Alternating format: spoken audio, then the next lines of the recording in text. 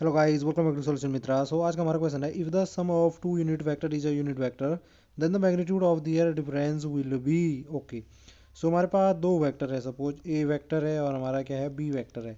हमें कह रखा है कि पहली बात तो सम ऑफ टू यूनिट वेक्टर, पहली बात ये दोनों क्या है भाई, यूनिट वेक्टर हैं।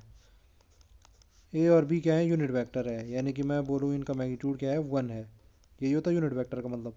और इनका जो सम आएगा उसका जो मैग्नीट्यूड होगा वो भी क्या होगा, वन होगा। यानी कि अगर मैं इनका सम लिखूँ ए प्लस बी, इसका मैग्नीट्यूड लूँ, वो भी क्या आएगा, वन के बराबर आएगा, क्योंकि वो भी यूनिट वेक्टर मिल रहा है। तो कह रहा है कि उनका डिफरेंस बताइए। ठीक है जी, डिफरेंस फाइंड करना है। पहले हम डिफरेंस के लिए देखते हैं कि जैसे हमारा डिफरेंस निकालना है मुझे दो वेक्टर का, ए माइनस बी। ठीक है जी, ये हमारा हमने ले लिया इनका मैग्नीट्यूड। मैग्नीट्यूड का करो स्क्वायर, तो हम इसे कैसे लिख सकते हैं, मैग्नीट्यूड ऑफ ए का square plus magnitude of B का स्क्वायर माइनस का two magnitude of A into magnitude of B into cos of theta. Theta क्या है, जो एंगल इनके बीच बनता है।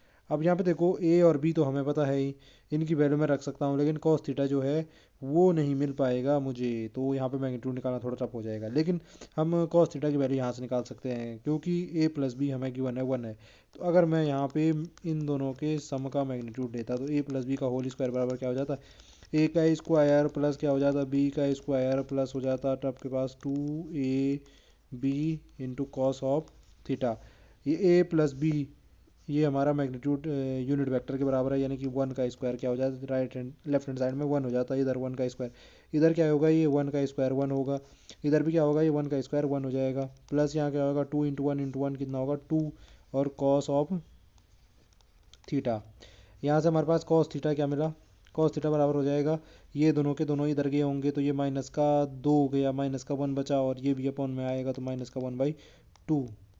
ठीक है जी, ये कॉस थीटा की वैल्यू यहाँ से मिल चुकी है।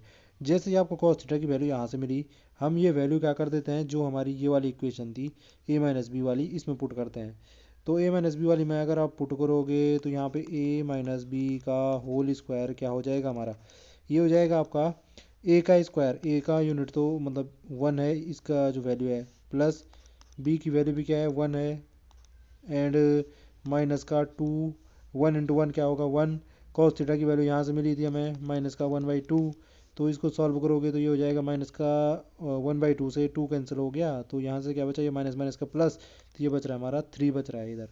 तो यहाँ से अगर मैं देखूँ ए माइनस बी निकालने के लिए हम क्या करेंगे, रूट हटाया तो इधर रूट लगा दिया, तो ये हो गया रूट का थ्री।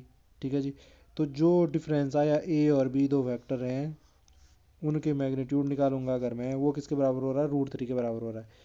तो यहाँ पे यही पूछ रखा था, magnitude of difference will B, तो कितना आ रहा था, रूट थ्री के बराबर आ रहा था। प्रोसेस क्या क्या फॉलो किया हमने, आपने देखा। आई होप जो ये कॉन्सेप्ट आपकी समझ में आया होगा। अगर आपको वीडियो पसंद आए तो प्लीज़ चैनल को सब्सक्राइब करना ना बोले, ताकि हमें इसी प्रकार का जो कंटेंट है वो बनाने का मोटिवेशन मिलता रहे। तो फिर मिलते हैं नेक्स्ट की टॉपिक में, तब तक के लिए bye bye and take care.